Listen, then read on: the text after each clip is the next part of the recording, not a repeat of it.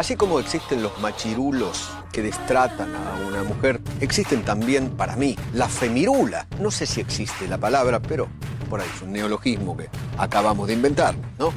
Si hay un machirulo, que es un macho que se comporta como una feminista que exagera, para mí es una femirula.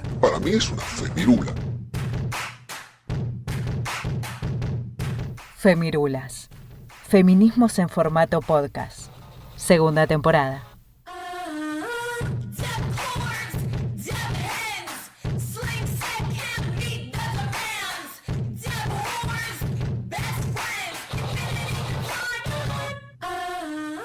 Ningún pibe nace chorro.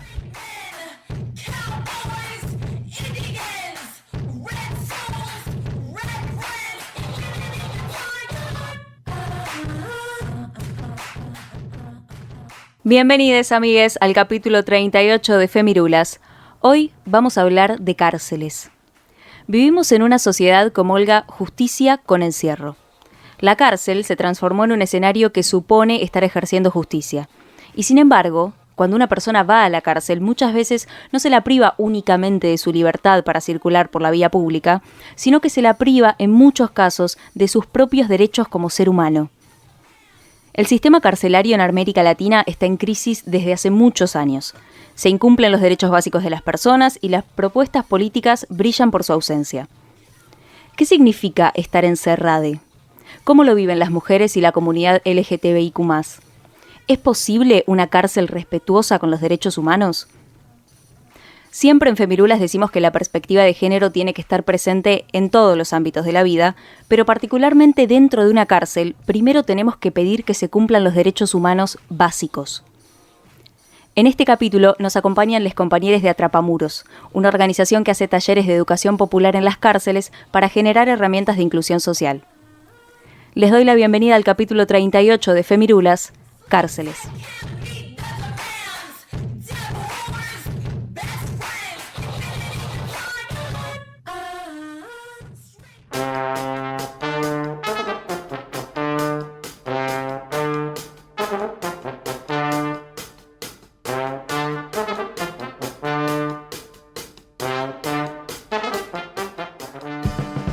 Para comenzar este capítulo hablamos con les compas de Atrapamuros y le preguntamos cuál es la situación carcelaria en nuestro país y nos dijeron esto.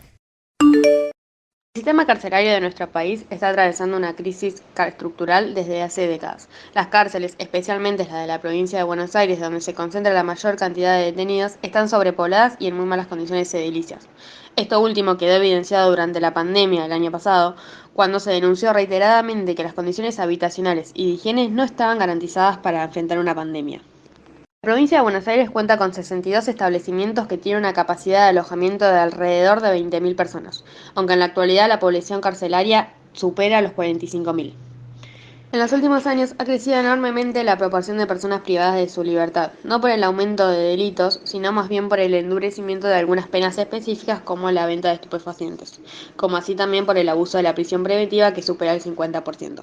La mayoría de las condenas en mujeres cisgénero, y aún más para las personas travestis y trans, están ligadas a la venta de estupefacientes u otras penas leves. Sin embargo, se desplegó en los últimos años una política punitivista que buscó encarcelar preventivamente, es decir, por las dudas, a muchos de los pibes que hoy transitan las cárceles sin condena firme. Esto no solo genera la sobrepoblación del sistema carcelario, sino también la criminalización de los sectores que son encarcelados, es decir, los sectores populares. Al hacinamiento y a las malas condiciones edilicias se le suman otras dificultades para garantizar el acceso a derechos básicos como la educación, la salud, el trabajo, las visitas de familiares, la alimentación, etc. Por ejemplo, lo que es la educación, las ofertas educativas por fuera de la primaria y la secundaria son escasas en casi todas las unidades del país, ni hablar de las del interior. Muchas veces el acercamiento a los espacios universitarios se ve obstaculizado por excusas como la falta de personal o móvil para trasladar a los detenidos a las universidades o a otras unidades donde se dictan las clases. Nos parece importante poder remarcar el papel que cumplen los familiares de los detenidos en el sostenimiento de los pibes durante toda su condena, ya que es a través de ellos que se garantizan muchas de las cuestiones elementales para la vida diaria, como elementos de higiene, comida, ropa, etc. También nos parece interesante remarcar o recuperar las redes de afecto y de cuidado que se construyen todo el tiempo en las unidades, las resistencias, la organización, lo colectivo. Hablamos de el acompañamiento y sostén entre compañeros, la organización para poder salir del pabellón, acceder a la escuela, sostener los estudios universitarios, construir y sostener centros universitarios dentro de las unidades penitenciarias, pelear en conjunto para que un compañero pueda ir a sanidad o pueda ser atendido por un médico, la ayuda que se da entre ellos para poder escribir un escrito judicial. Hablamos también de compartir los elementos de higiene, alimentos, ropa que dan las familias con aquellos que no reciben visitas seguido, sostenerse cuando la familia de un compañero está mal, o organizar cumpleaños en el pabellón, celebrar la Navidad entre todos, poniendo un poco cada uno. Consideramos que está bueno también recuperar estas cuestiones para señalar que la cárcel no solamente es violencia y exclusión y desigualdad, sino también es organización, resistencia, esperanza, afectos, deseos, cumpleaños. Me quedo con esto último, ¿no? Que nos decían recién las compas, de también poder derribar un poco el estereotipo que muchas veces circula de la cárcel a nivel social, ¿no? Como este lugar impregnado de violencia, de maltrato, si bien lo existe y eso pasa, lo sabemos, lo están diciendo también las compañeras, también está todo otro costado que es el del compañerismo, ¿no? Incluso el de la sororidad en el pabellón de mujeres entre las distintas personas que viven en ese contexto de encierro. Algo que me llama poderosamente la atención es la cantidad, ¿no? de personas que podría sostener el sistema carcelario en forma mucho más contenida y con una real función no de castigo, no de tortura, sino de reinsertar, ¿no? Un tiempo de reflexión, otro tipo de contemplación a lo que es estar en la cárcel. Y sobre todo esto también, la idea de la prisión preventiva. Yo pregunto, no soy abogada, quizás alguien me puede aclarar un poco el panorama, pero ¿no está vigente acá que uno es inocente hasta que se demuestre lo contrario? ¿Cómo es entonces que hasta llegar al proceso de pasar por un juicio y que realmente haya pruebas que culpen o no a una persona, se lo tenga preso preventivamente? Parece que es algo, me llama mucho la atención y creo que es algo para que lo pongamos sobre la mesa. Y por último, algo que creo fundamental es el rol de los familiares, ¿no? ¿Cómo puede ser que quienes se supone que están bajo la guarda del Estado, bajo la tutela del Estado, que el Estado tiene que estar ahí presente para brindarles quizás cosas que no pudo obtener en otro momento de su vida, educación, salud, acceso a diferentes derechos, de repente desaparezca y sigan siendo las familias las que garantizan que puedan tener lo básico para la subsistencia? Al principio del capítulo yo les decía que una persona cuando entra a una cárcel se supone que se la priva de la libre circulación, ¿no? Pero no se la tendría que privar de nada más. Y hay una frase que se usa mucho cuando una persona entra a la cárcel, que es la privación de la libertad, que es un término muy fuerte cuando uno lo empieza a desmenuzar, que te priven de ser libre.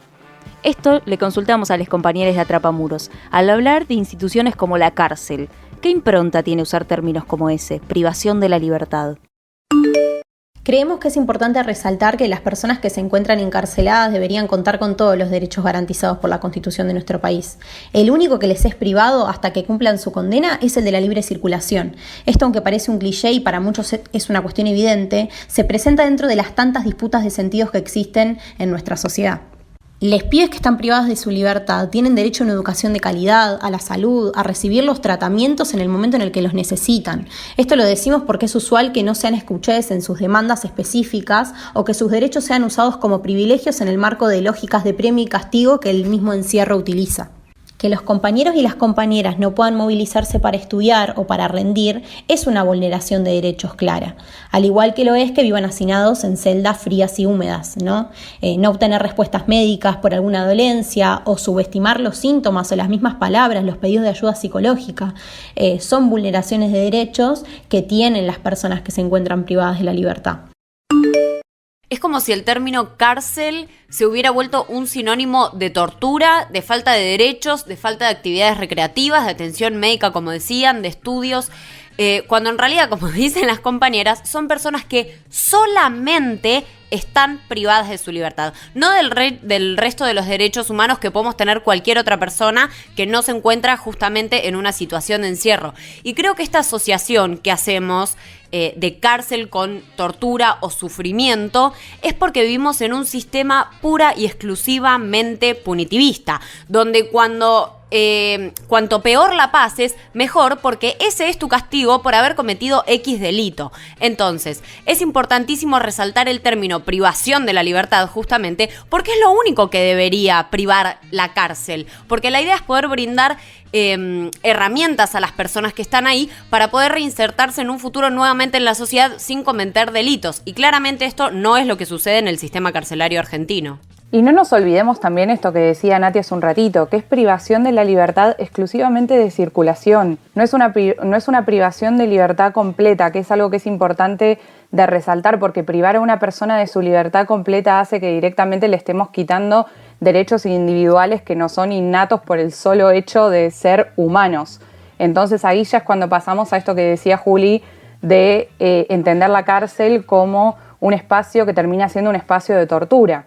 Y creo que también acá es importante entender la justicia que tenemos, al menos en nuestro país, que esto es transversal y aplica a todas las provincias. Tenemos una justicia que, nos guste o no, sigue siendo misógina y sigue siendo patriarcal, en tanto el Poder Judicial y los jueces individualmente siguen estando del lado de la derecha, del lado de la oligarquía y del lado del patriarcado y de todo lo que no.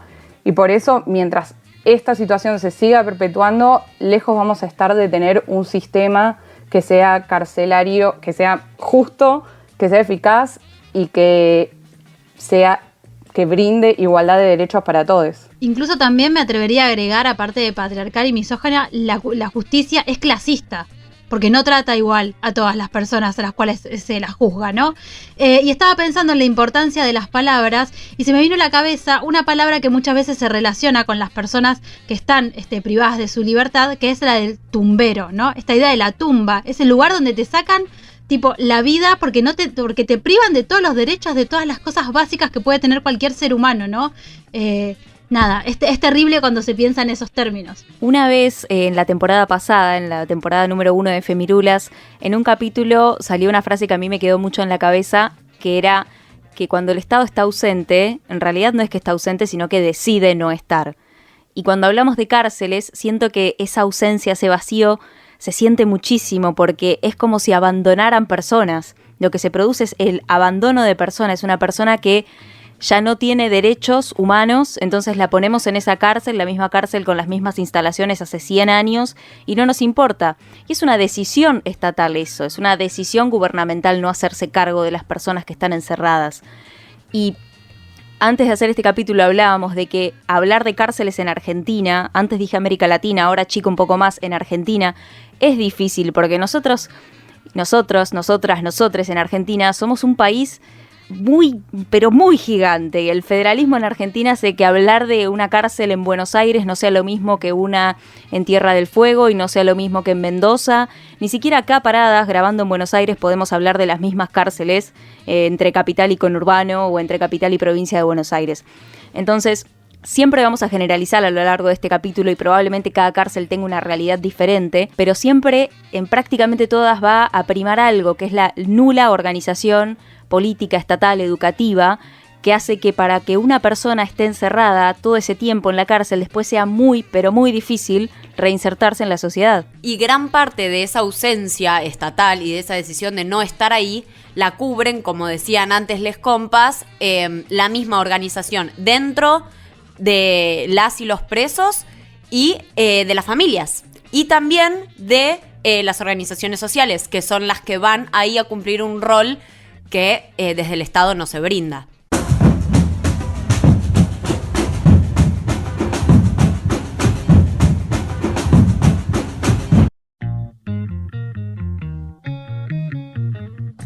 Cuando hablamos de cárceles, como dijimos, hoy prima una lógica punitivista. La cárcel no deja de ser una institución estatal y no debería primar esa lógica, porque de esta forma, y como venimos diciendo, nunca jamás va a servir como un aparato de reinserción. En la cárcel, dentro de todas las problemáticas que existen, hay tres grandes. en cualquiera o en la mayoría de las cárceles. Una es la sobrepoblación, otra son las condiciones de vida en la cárcel y el hacinamiento, y otra es la violencia. Todo esto le pasa a personas, no vamos a parar de decirlo, son personas. Entonces a los compas de Atrapamuros le preguntamos cómo afecta todo este sistema con todas estas problemáticas a la salud mental de una persona.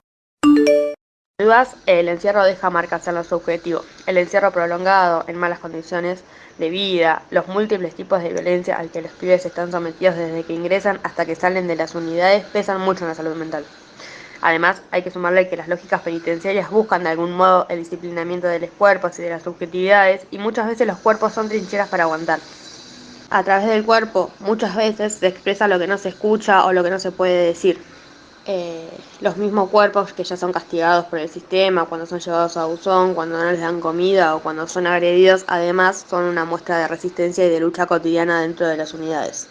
Es necesario aclarar que las condiciones de encierro impactan de modo diferenciado en los colectivos de mujeres y personas trans travestis. En la provincia de Buenos Aires, la dureza del régimen que padecen las mujeres se manifiesta en la cantidad de horas que no pueden salir de sus celdas o del pabellón, y también en las sanciones que son sometidas para disciplinar sus cuerpos. La sobremedicalización, especialmente en las cárceles de mujeres, es utilizado de manera compulsiva, como mecanismo de control, reforzando algunos de los estereotipos de género que caracterizan el comportamiento de las mujeres como nervioso o histérico, y sometiéndolas a un sufrimiento psicológico y deterioro de su salud mental y su salud física. A su vez, de que recae sobre ellas una doble estigmatización, no solo por el señalamiento del delito cometido, la cuestión penal, sino también por ser mujeres que no respondían al orden patriarcal impuesto sobre sus cuerpos. Antes la jefa dijo una palabra que para mí es fundamental para analizar la situación de las cárceles y tiene que ver con el clasismo. Y voy a agregar otra que tiene que ver con las oportunidades. Para mí no, creo que es así. Hay una cadena de violencia enorme que viene mucho antes de que una persona entra a la cárcel. La falta de oportunidad laboral, la vulneración de los derechos, la combinación de un trabajo precario con una actividad ilegal, todas esas son las causas que más aparecen en una cárcel. Entonces todos celebramos como cuando en un momento alguien dice que es justicia encerrar a alguien que cometió un delito, pero pocas veces nos preguntamos cómo llegó esa persona a eso. Pocas veces nos preguntamos cuál es la cadena de violencias que tuvo esa persona antes para llegar ahí. Entonces, esa persona, con todo lo que tiene encima, además, entra a un lugar donde lo encierran y lo tratan como si fuera una bolsa de basura. Entonces, después de todo eso, nosotros esperamos y queremos que se reinserte en la sociedad. ¿Cómo no va a afectar la salud mental de una persona por más que entres de forma entera y sos la persona más sana mental y físicamente que conociste en tu vida? Entras a una cárcel y cuando salgas no vas a ser la misma persona. Y generalmente, en la gran mayoría de las causas que aparecen, son personas que no tuvieron buenas oportunidades. Son personas que formaron parte de una cadena violenta mucho más grande y que ahí recién llegaron ahí. Una cárcel no está preparada para sostener a una persona así. Está preparada para empeorarla, pareciera. Y hablas, Nati, de estas cosas que pocas veces nos preguntamos y me viene un poco a la mente una cosa que me parece básica, pero que no nos la preguntamos nunca. ¿Qué es esto de cuál es el fin último de las cárceles? ¿O cuál es el fin último de las cárceles, al menos en lo que tiene que ver con nosotros, en Argentina o en América Latina, si queremos hacerlo más extensivo? Porque entiendo que el fin último debería ser la reinserción de esas personas que cometieron un determinado delito, que ese delito tiene que estar bien probado, porque, volviendo un poco a lo que decía hace un ratito la jefa, está el indubio pro reo, que siempre se beneficie a la persona inocente, que es algo que pocas veces se aplica en nuestro país también. Pero fuera de eso, ¿cuál es realmente el fin último? Vivimos en un país, como decía Julia hace un rato, donde predomina el punitivismo. Entonces, ¿dónde queda este indubio pro reo? ¿Dónde queda la ley que favorece al inocente? Y en última instancia, ¿dónde queda la reinserción de las personas, que debería ser el objetivo final de esta privación de la libertad? Con les compas de Atrapamuros también empezamos a analizar cuál es la situación de las mujeres cis en la cárcel. La situación de las mujeres en las cárceles sin duda que tienen sus particularidades, ¿no? El encierro se profundiza para ellas ya que por lo general sufren procesos de aislamiento mucho más pronunciado que los hombres. A esto hay que sumarle la violencia de género que se plasma sobre el cuerpo y la mente de las mujeres privadas de la libertad. Pensar el cuerpo de las mujeres detenidas desde su complejidad e integralidad nos permite reconstruir una red de mecanismos de sometimiento y humillación que se encuentran adheridos a la cárcel. Las mujeres sufren esa doble condena, la primera por el delito que se les acusa y la segunda social, por no cumplir con los mandatos sociales de ser mujer, ni hablar si además sos madre, ¿no? Las unidades de mujeres tienen particularidades que no se reproducen en las unidades de hombres. Por un lado, la oferta educativa por fuera del secundario o primario en su mayoría responde a estereotipos de género, costura, marroquinería, ¿no? Y además son escasos. Y a su vez, tienen más dificultades para acceder a la educación universitaria o terciaria o para mantener estos recorridos. Por otro lado, ser mujer en contexto de encierro durante un largo periodo termina provocando el debilitamiento, distanciamiento o incluso el rompimiento de los lazos familiares. Cuando el detenido es un hombre, es común y esperable que las mujeres de su círculo, ya sea madre, esposa o hermana, lleven adelante visitas periódicas a la unidad. Sin embargo, cuando es la mujer quien se encuentra detenida, las visitas son menores, mucho menos frecuentes. Tienen dificultades para ver a sus hijos, ya sea porque están al cuidado de alguien mayor o porque están detenidas en lugares muy alejados a su domicilio. Sin embargo, y a pesar de las dificultades, las pibas se organizan y construyen feminismo popular. Tal vez no con ese nombre, pero sí a través de prácticas sororas y de organización colectiva. El apoyo entre las pibas es indispensable para atravesar el encierro. Más allá de la familia de cada una, se constituyen lazos que no solo sirven para sostenerse mutuamente, sino también para garantizar muchos de sus derechos, para reclamar y denunciar las desigualdades y las violencias a las que son expuestas. Nunca tenemos condenas simples. Y digo simples no como sinónimo de sencillas, sino como una condena única. En este caso sería, por ejemplo, soy mujer, cometí un delito, recibo una pena X por ese delito. Como cualquier hombre cis, básicamente, pero no nos aplica en absoluto. Partimos, como nos dicen les compas de Atrapamuros, de una doble condena, el propio delito y la condena social, que muchas veces pesa más que el propio delito. No hace falta repetir este tema que ya salió muchas veces acá en Femirula, que los mandatos que cargamos las mujeres por el solo hecho de ser mujeres, y ni hablar si sos mujer y sos madre, porque ahí ya nos metemos en la clásica mamushka de estigmas y mandatos que conocemos y no salimos más.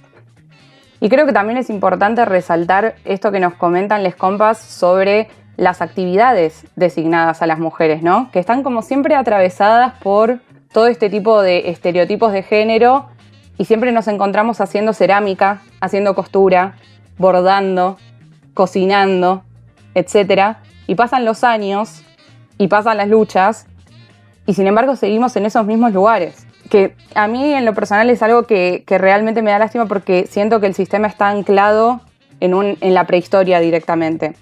Por eso quiero como traer al menos un manto de optimismo a este asunto, que es esto último que nos decía nuestra compa cuando dice que a pesar de todas estas adversidades, las pibas aún así crean feminismo popular desde sus espacios, lo entiendan de esta forma o no, porque justamente lo importante es que logran colectivizar sus reclamos, sus luchas y sus resistencias en pos de un sistema carcelario que sea mucho más justo y que brinde igualdad de derechos para todos. Yo me quedé pensando también en esto de como la doble condena, ¿no? La condena que te da la justicia, la condena social, y enseguida hago el link con, condena social si una mujer cae en la cárcel, pero después 2x1 para genocidas, ¿no? Pero después cárcel domiciliaria para violadores. Es como, no tiene ningún tipo de sentido, o sea, se tiene que cambiar desde la raíz el sistema, la verdad, judicial.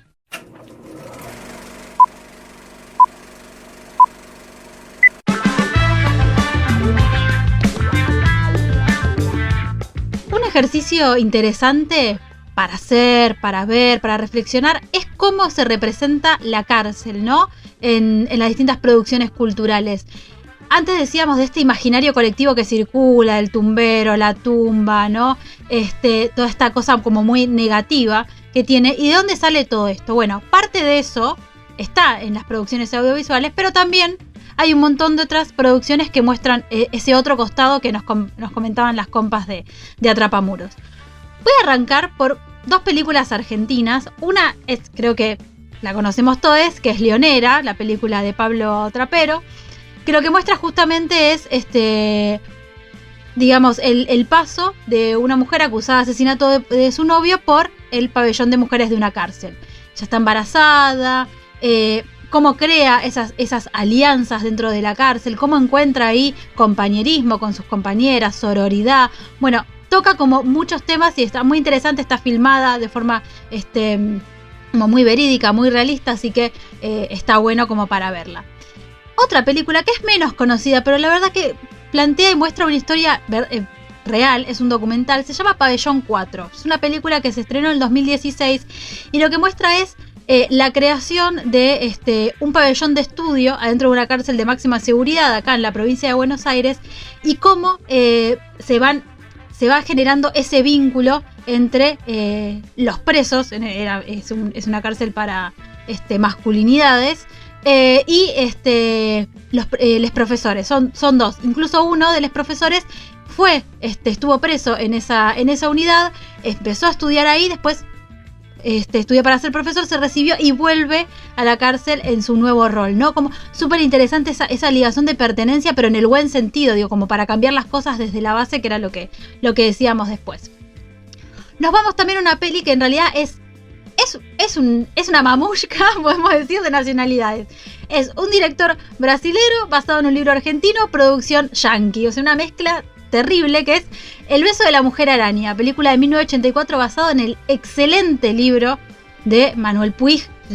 Es algo que creo que todo el mundo debería leer, es un libro sensacional y lo que hace es mostrar la relación que tienen 2 compañeros de celda. Aquí tenemos una masculinidad como tradicional, podríamos decir, que es que es Valentín, y Molina, que es un travesti que está en esa cárcel, ¿no? Y lo interesante es el trasfondo que tiene tanto el libro como la película. El libro, el trasfondo que tiene es la dictadura militar argentina, la última dictadura militar argentina, y la película 1984 tiene como trasfondo la dictadura brasilera que termina en la década de los 80, ¿no? Bueno, ¿cómo está representada? La verdad que el libro es excelente. La película no sé si es tan buena, voy a serles sincera, pero esa representación, cómo está narrada, cómo está construida, es bastante interesante. Seguimos con documentales y con el área latinoamericana, que es algo que trajimos mucho a colación en este capítulo. Y tenemos un documental que se llama Que mi nombre no se borre de la historia.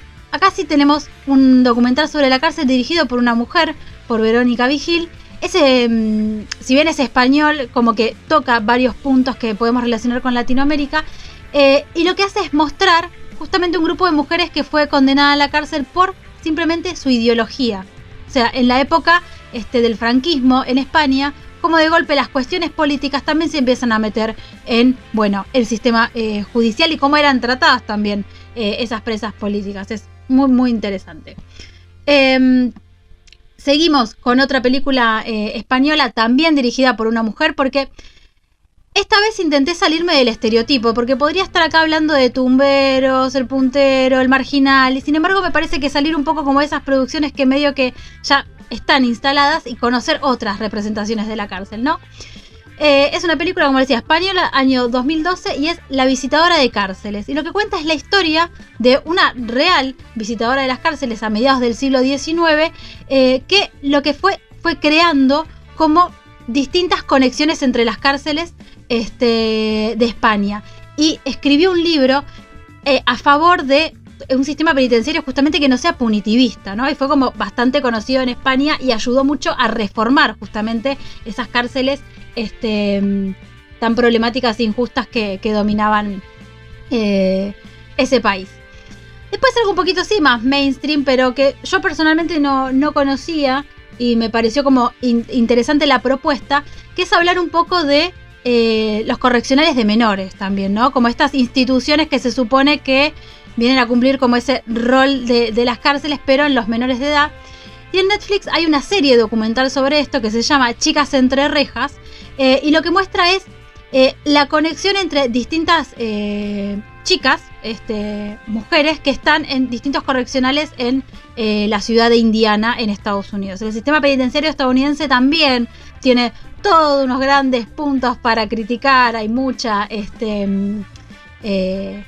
autoridad policial nefasta, ¿no? Sabemos que tiene mucha base sobre el racismo y la discriminación. Ahora nos vamos a meter en otra producción en ese sentido, así que tiene como tela para cortar también con esas cuestiones. Inevitable no nombrar Orange is the New Black, ¿no? Creo que es inevitable, si bien lo toca desde el humor, va como generando una dinámica que es interesante para mostrar cómo se puede vivir el encierro, ¿no? Y sobre todo es interesante porque está basado en un libro que es una historia real que le pasó a la guionista de la serie. Y en ese sentido que yo les decía, el sistema penitenciario estadounidense, dos cosas quiero decir, que yo creo que también medio que la tienen que ver todos. Hoy estoy hablando de cárceles, me puse autoritaria, pero realmente son interesantes para pensar. Una es una miniserie que está en Netflix que se llama Así nos ven y es terrible. Está basada en un caso real en la década de los 80, cómo el sistema penitenciario estadounidense condena a 4 chicos afrodescendientes por un crimen que no cometieron. Pero como tenían que rendir cuentas, nos meten a estos chicos a la cárcel y ellos eran inocentes y estaban todas las pruebas de que eran inocentes, pero no importaba. Es brutal, son creo que 4 capítulos y el último realmente te despedaza el corazón, la injusticia, la impotencia de ver cómo se estaban burlando realmente del concepto de la justicia, ¿no? Muy, muy, muy interesante. Está basado en una historia real. Esos 5 chicos existieron, después escribieron el libro y contaron todo lo que pasaron en esos años que estuvieron presos, casi 10 años. Es un montón. ¿Quién te devuelve esos años de vida? Es terrible de pensarlo así. Y otra serie también documental, pero está ficcionada, que es Crímenes Americanos, que lo que muestra es el juicio a O.J. Simpson, jugador de fútbol americano, actor que actuó por ejemplo en comedias como La Pistola Desnuda, así que más o menos podemos ver por dónde iba este señor, que asesinó a su esposa. Sin embargo, en su juicio lo declararon inocente. Y lo que muestra la serie es cómo se armó ese juicio. La serie está basada en la lucha entre los abogados, una mujer que lo quiere declarar culpable, unos hombres que lo quieren declarar inocente, y cómo juegan con la prensa, porque en realidad fue casi la gente que decía es inocente y lo terminaron declarando inocente. Años después le dan la condena que le corresponde, ¿no? Y por último, también muy interesante, y lo pusieron hace muy poquito en Netflix, yo la vi en el verano, y la verdad que también revuelve un poco el estómago. Es una película que se llama Hijos de la Calle, Sleepers, la van a encontrar en Netflix. Es de 1996 y lo que muestra también son unos niños que terminan en un correccional de menores en Estados Unidos en la década de los 60 y los abusos que sufren ahí adentro.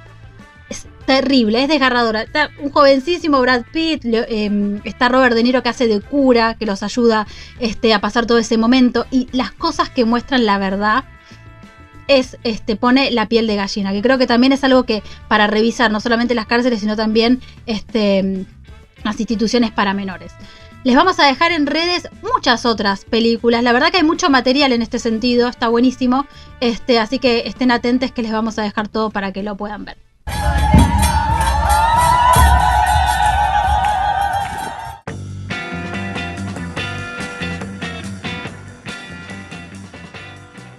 Para hacer un análisis de género en las cárceles, una de las problemáticas más grandes son las madres en contexto de encierro. Les consultamos a las compas de Atrapamuros qué piensan sobre esto y cómo es la situación de las madres.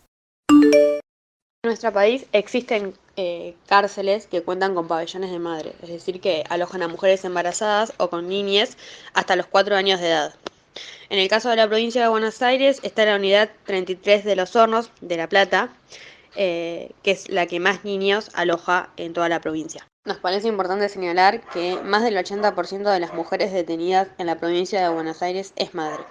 Es decir, que hay quienes ejercen la maternidad en las cárceles, como también quienes lo hacen desde la cárcel, cuidando y acompañando a sus hijos. En este sentido, también es importante remarcar el impacto que tiene la prisionización en las redes comunitarias y familiares de las mujeres. La mayoría de todas las mujeres encarceladas, antes de estar privada de su libertad, era jefa de hogar, es decir, que se encontraba a cargo del sostén económico y del cuidado de toda su familia. De esta forma, remarcar que la prisionalización o el encarcelamiento de estas mujeres impacta con mayor crudeza en toda la familia.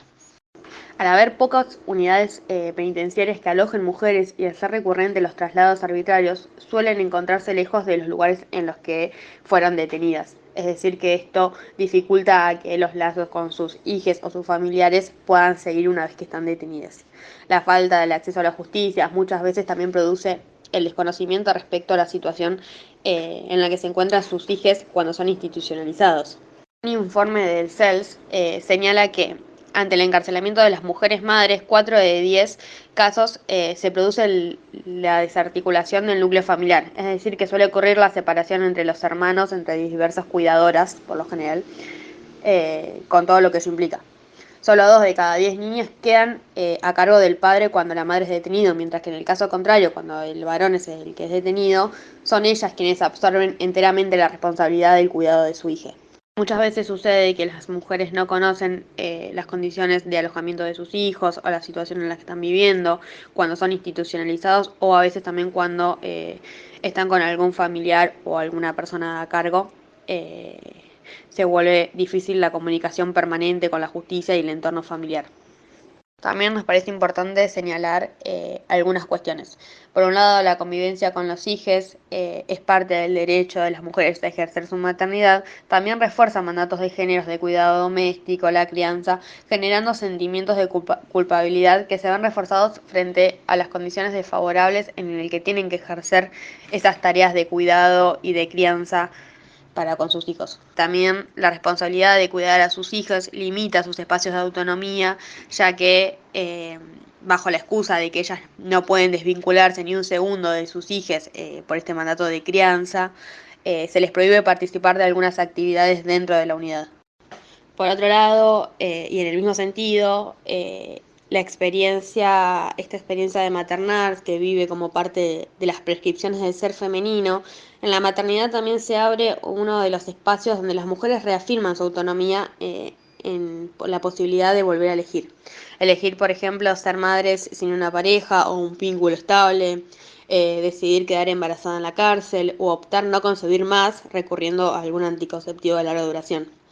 En este sentido, nuestra experiencia como talleristas en las unidades de mujeres madres, nos hemos planteado una serie de desafíos y debates más que necesarios. Si por una parte creíamos que era necesario problematizar la maternidad como un mandato social para poder sacar el peso de esa mochila de culpa que a veces las pibas atraviesan, por otra parte aprendimos que ser madre representaba un espacio de autoafirmación, de confianza, de resistencia por parte de las mujeres que debíamos saber escuchar y poder reconocer. En relación a esto último, nos parece importante remarcar que es a través de la maternidad que se construyen lazos de solidaridad, de acompañamiento y de organización entre las mujeres. Maternar también es un acto político. En el contexto de encierro, las mujeres comparten la crianza de sus hijos. Se resignifica la maternidad y se dan estrategias de crianza colectiva que se intercambian experiencias, se construyen sentidos colectivos sobre la responsabilidad del cuidado y la crianza. Se recuperan prácticas colectivas de la maternidad, cuestiones que quizás en el afuera no son tan así y que está bueno rescatar de la adentro. Entonces, la maternidad se vuelve los motores de la organización colectiva dentro de las unidades de mujeres madres. La politizan, se organizan en torno a ella y la vuelven como una experiencia que supone romper con modelos tradicionales de lo que es la maternidad como algo pasivo y algo individual, contra las crianzas más colectivas y estratégicas que se dan dentro de los pabellones de mujeres madres. Una vez más vemos cómo las cifras hablan por sí solas. En este caso, les compas de Atrapamuros nos dicen que el 80% de las mujeres privadas de su libertad son madres, que es un porcentaje enorme. Y después nos comentan que 4 de cada 10, o sea, un 40%, rompen lazos con sus familiares directos. Creo que es importante, yo en lo personal no soy muy amiga de los números, pero creo que es muy importante que entendamos lo que representan estas cifras para nuestro sistema carcelario actual, ¿no? Porque la mujer creo que de por sí ya tiene como una tendencia natural, o es tal el mandato que recae sobre nosotras, que tendemos a maternar naturalmente. Y ahí es cuando recaemos en esto que comentaban les compas anteriormente, de mujeres cis que se encuentran en situación de encierro sin recibir visitas y hombres cis que reciben visitas cotidianamente y eternamente. ¿Y por qué se da esto? Porque cuando nosotras somos las que estamos privadas de nuestra libertad, nadie cumple el rol que cumpliríamos nosotras. Entonces ahí pasa esto que nos comentan les compas. Y creo que ahí se ve muy claro también, ¿no? Y tiene mucho que ver con lo que hablábamos anteriormente de la doble condena y de cómo el patriarcado afecta absolutamente todas las esferas de nuestra vida, incluyendo también el sistema carcelario. A mí me gusta la forma de organizarnos, la respuesta que tuvieron les compas de Atrapamuros, para contarnos que maternar en un contexto de encierro tiene una parte tal vez más negativa, que tiene que ver con que si el mandato de la maternidad es tan grande cuando uno está afuera, imagínate si estás encerrada. Probablemente no seas más que madre adentro de una cárcel, porque estás encerrada y porque tenés a un hijo ahí que depende de vos. Entonces el mandato de la maternidad debe ser triplemente más difícil.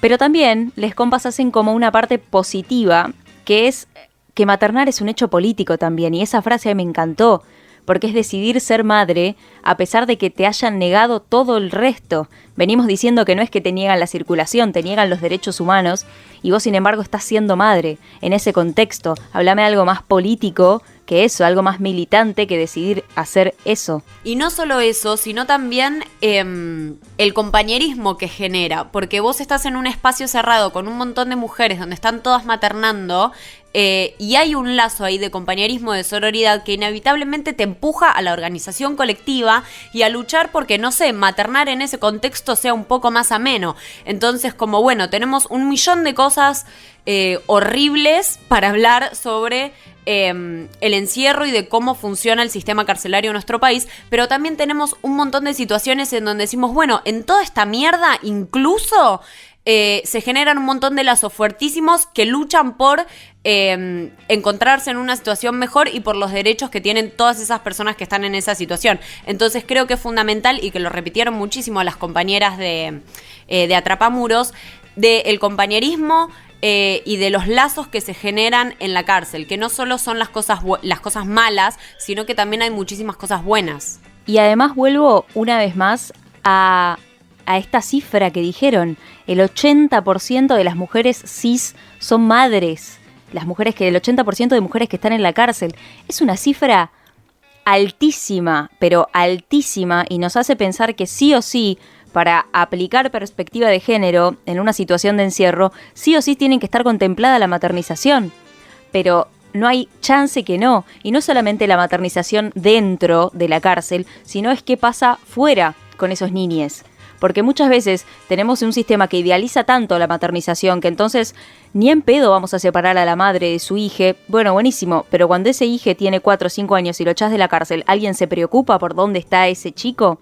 Salvo que esa mujer tenga un círculo de contención fuera, probablemente ese chico sea institucionalizado y después andás a ver qué pasa. Entonces ahí otro sistema podrido más. Si estamos hablando de que el 80% de mujeres cis que están presas son madres, es un tema urgente a tratar. Entonces, en este capítulo también lo que queremos hacer es ir viendo de qué forma se puede aplicar perspectiva de género en un contexto de encierro. Una es la maternización y las mujeres que están encerradas y son madres. Otra, que también es fundamental, es la situación de las personas travestis y trans. Y este es otro tema que tratamos con las compas de Atrapamuros, que tiene que ver con las violencias ejercidas hacia las personas travestis y trans en las instituciones de encierro. No todos los cuerpos y las identidades atraviesan el sistema penal de la misma forma. Por lo tanto, los impactos sobre sus subjetividades se producen de forma desigual. En este sentido, el colectivo trans travesti es uno de los más vulnerados e invisibilizados. Atraviesan violencias específicas en sus trayectorias de vida, siendo expulsadas de sus núcleos familiares desde muy temprana edad, de las instituciones educativas y sanitarias, todo por no sostener los mandatos cis heterosexuales instalados socialmente. Todos estos son factores que durante el encierro se agravan aún más, porque no existen políticas sociales específicas que contemplen las necesidades de estos colectivos. Las cárceles fueron construidas de una forma binaria. En el caso de las feminidades trans, son alojadas en pabellones de diversidad de género que hasta el año 2016 eran llamados pabellones trans, homosexuales pasivos y delitos contra la integridad sexual. Más allá del cambio de nombre, ¿no?, siguen reproduciendo las lógicas de que las personas trans son desviadas sexuales, siendo alojadas incluso con personas que realizaron delitos sexuales. También hay una invisibilización de las masculinidades trans, quienes muchas veces deben negar su identidad de género e ir a una cárcel de mujeres para resguardar su integridad. La práctica penitenciaria de hacer firmar un acta declarando la orientación sexual es discriminatoria y reconoce la exposición a las violencias que tiene este colectivo, cuando los obliga a hacerse cargo de su integridad física, trasladando la responsabilidad de cuidado a las personas detenidas en vez de articular con políticas de género y coordinar acciones de prevención y abordaje de la violencia. Para los colectivos trans travestis se presentan mayores dificultades para el acceso a la educación y a la salud. Se presenta una clara vulneración de la ley de identidad de género, ya que no respetan sus identidades autopercibidas y sobre todo con el derecho a la educación hay un inacceso a ese sistema de salud que deviene no solamente de la discriminación que ejerce el mismo servicio penitenciario, sino también de los mismos profesionales de la salud, que no están formados con perspectiva de género.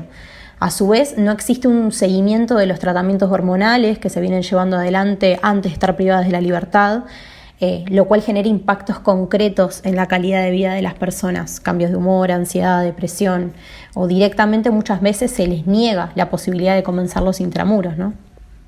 Es muy importante resaltar, ¿no?, la organización que se teje en esos espacios. Las compañeras travestis y trans se organizan en el cotidiano para pelear por su derecho a una vida digna.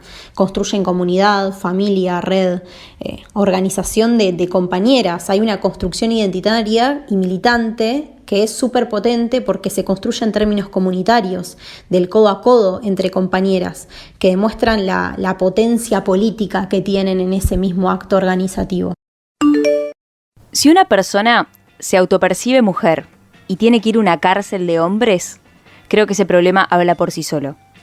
Si vos tenés que negar tu identidad para garantizar tu seguridad, eso también habla por sí solo. Si vos estás en un tratamiento para hacer una transición y tenés que cortarla porque en el lugar donde estás encerrada no te pueden dar las hormonas o no te pueden seguir con ese tratamiento, es otro problema que habla por sí solo.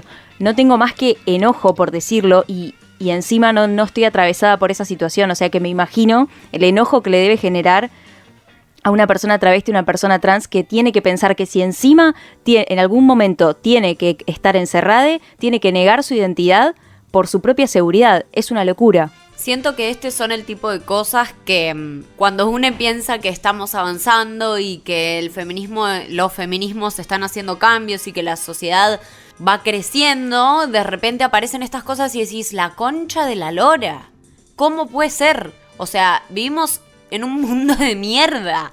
Como, no quiero ser desesperanzadora, pero así es como me siento. Como que escucha esto y dice, no puede ser. O sea, no puede ser, no tiene sentido. Y sí, bueno, hubo un montón de avances, pero por otro lado pasan estas cosas y te quedas sin palabras. Es que tiene que ver con esto que hablábamos al principio del capítulo del abandono de persona. No me importan tus derechos, te abandono como Estado, te abandono y no me importa la identidad que te autopercibís, no me importa el tratamiento que estás haciendo, no me importa cuáles son tus necesidades.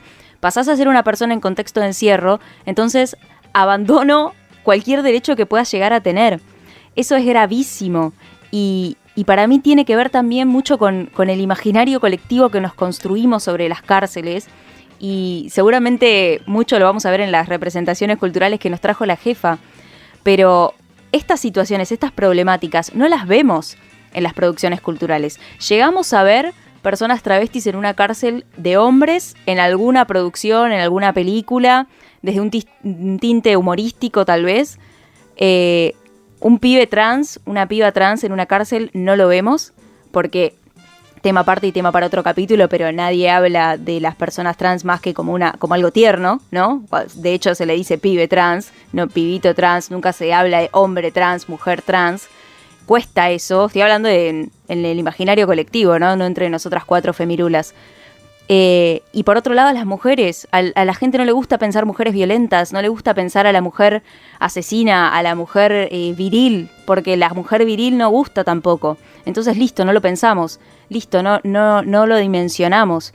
Falta también esta visibilización, estas ganas de empezar a mostrar cuál es la realidad que viven las personas travestis y trans, cuál es la realidad que viven las mujeres, y a lo largo de este capítulo, cuál es la realidad que viven todas las personas.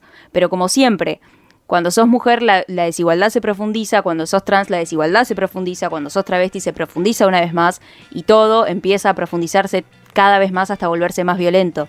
Pero en las cárceles que fueron construidas en este mundo, en este parámetro cisnormativo y que encima fueron diseñadas para varones en un primer momento, no cumplen, pero ni por cerca, las necesidades que tienen las mujeres, ni por cerca las realidades que tiene una persona travesti trans. Tiene que ser reformado todo desde cero.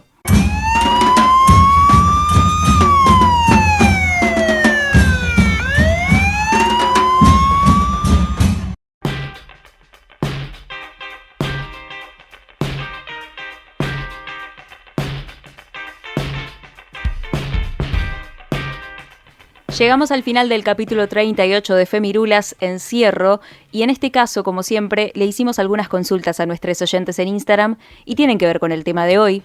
La primera era una pregunta para que Iro después nos cuente qué porcentaje hubo, y era si estás de acuerdo con la cárcel como aparato de justicia. Y si estabas de acuerdo o no, te preguntábamos por qué y qué otras alternativas propondrías. En este caso, como venimos diciendo a lo largo del capítulo, las cifras hablan por sí solas. El 39% de nuestros oyentes nos dijo que están de acuerdo con la cárcel como aparato de justicia, mientras que el 61% restante manifestó no estar de acuerdo con este sistema como aparato de justicia. Luego, como decía Nati, les preguntamos por qué y qué alternativas propondrían. Y acá surgieron una diversidad de respuestas y una cantidad que no llegamos a compartir, lo cual en parte es bueno y en parte es malo, porque en realidad las alternativas son 1.000.000, pero no son la actual. Así que acá una de nuestras oyentes nos dice porque no cumple con su objetivo, que es el de reinserción en la sociedad. Después, nuevamente sale este tema de la reinserción y nos dicen para poder reinsertarse en la sociedad al salir sin volver a los malos hábitos. Luego nos dicen, estoy de acuerdo con la cárcel, pero con una organización diferente, que les enseñen oficios. Acá caemos un poco en esto que salió a lo largo del capítulo sobre los estereotipos de género que recaen en cada tipo de oficio, ¿no? Donde las mujeres cis siempre están asociadas a la costura, a la cocina y a todo tipo de oficio relacionado que recae sobre nosotras como mandato histórico. Pero bueno, nada, no vamos a seguir extendiéndonos. Después otra de nuestros oyentes nos dice, estoy de acuerdo con una cárcel ideal, entre comillas, que no existe, una que rehabilita y escucha, no que solo reproduce. Muy interesante este punto.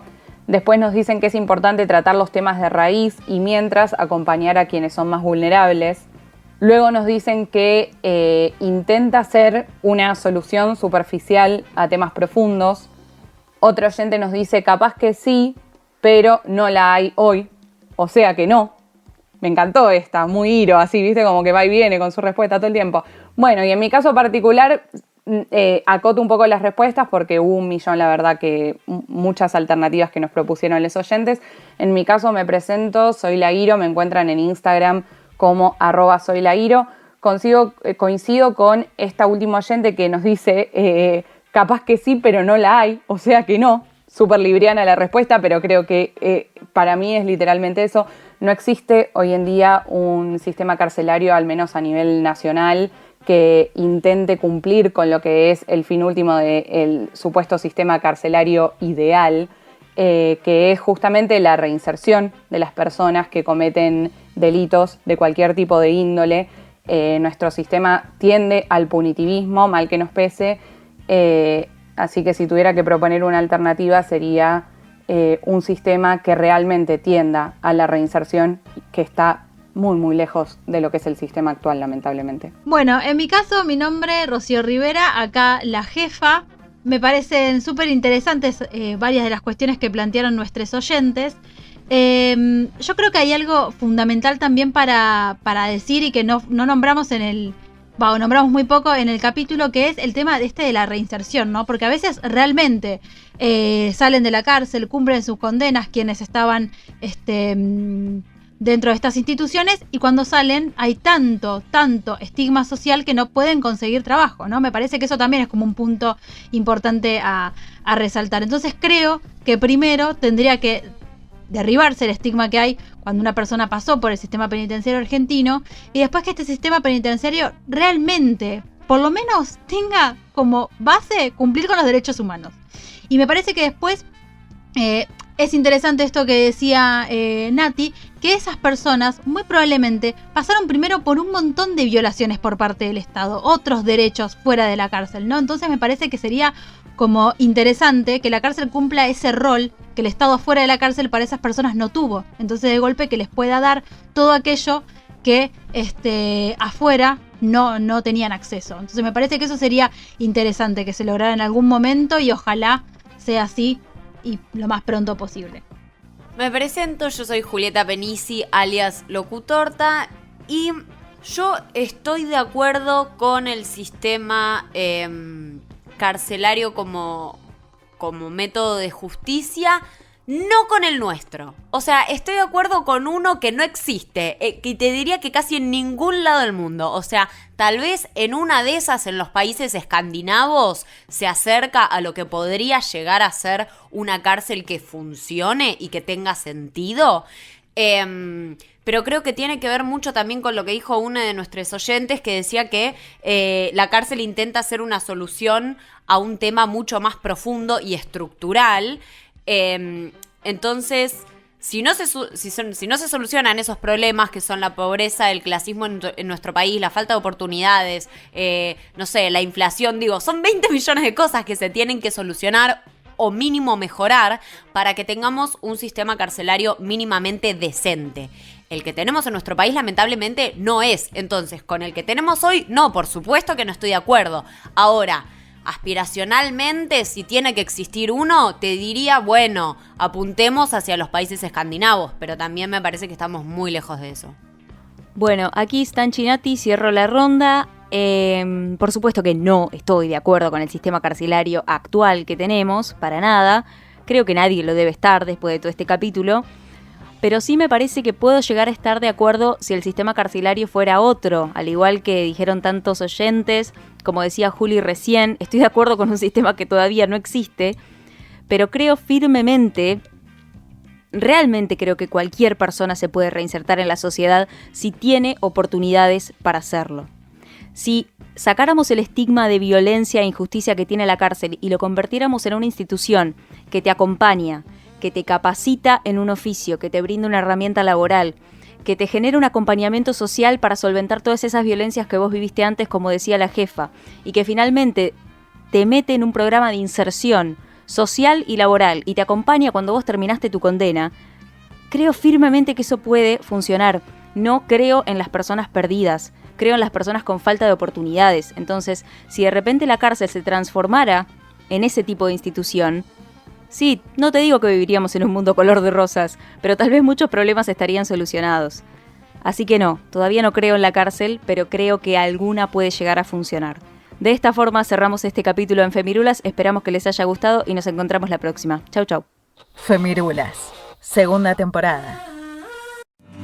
Seguinos en Twitter, Instagram y Facebook como @elbaído. Seguinos en Twitter, Instagram, Facebook como @elbaído. El Baído. Hacen la artística.